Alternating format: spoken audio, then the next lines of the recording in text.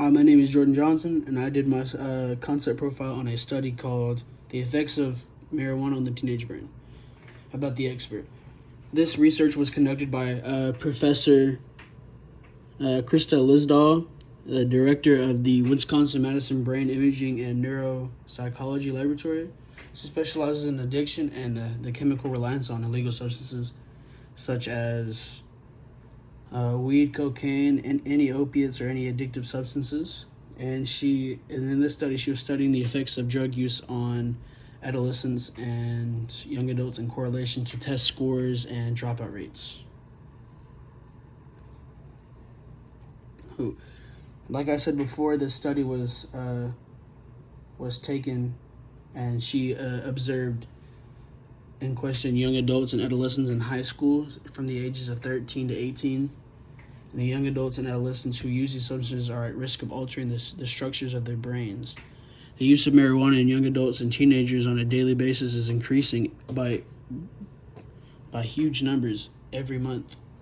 And the use of marijuana in teens has skyrocketed in states where it is legalized, such as Colorado and Oregon and California and other states like that.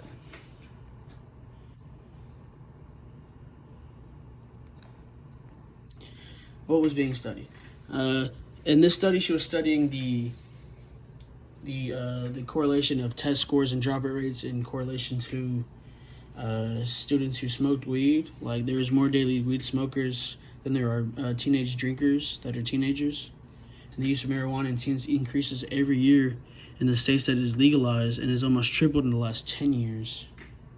23% of high school seniors are using weed in the past year, and the amount of weed smokers has surpassed the amount of nicotine users.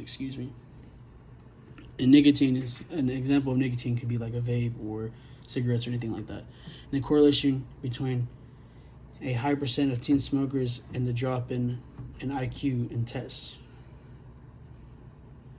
This study took place in October 2014. And the study took place in Milwaukee, Wisconsin.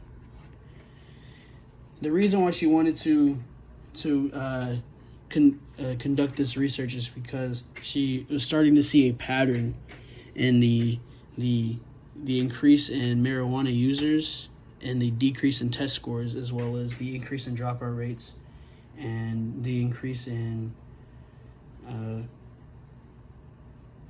especially teens becoming addicted to highly addictive substances such as cocaine and heroin and things like that.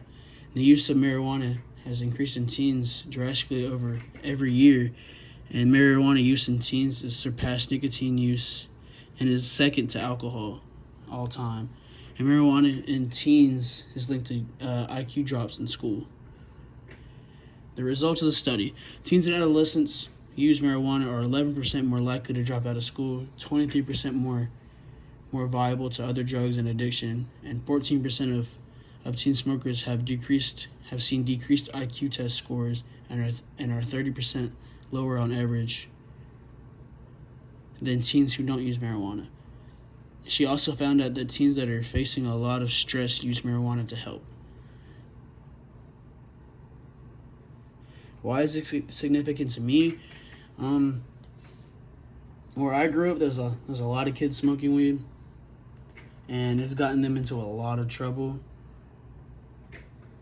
So, like I said, depending on how you use it, it could really define whether it's a good or a bad thing. I've seen people use it in good ways, and I've also seen people use it in bad ways. So I can't really say that it's good or bad. I'm just like non-biased.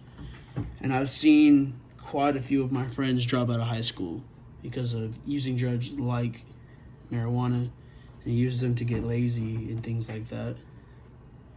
But why is it significant socially? I think there's a stigma around the fact that getting together and getting inebriated and how it's no different from cigarettes and alcohol. I feel like weed gets the bad look, even though it's not really any different from cigarettes or alcohol at all, because either way you're getting that intoxicating feeling, except two of them are legal and one of them isn't. And while legalization of marijuana in the entirety of the United States hasn't happened yet, weed is used to bring people together and bond with other people. And bonding is good for the brain, in my opinion. And I feel like alcohol should be more contained, and there should be more rules on alcohol because of the amount of drunk drivers being killed yearly and innocent people dying from drunk drivers and this, that, and the other. I feel like you don't see that many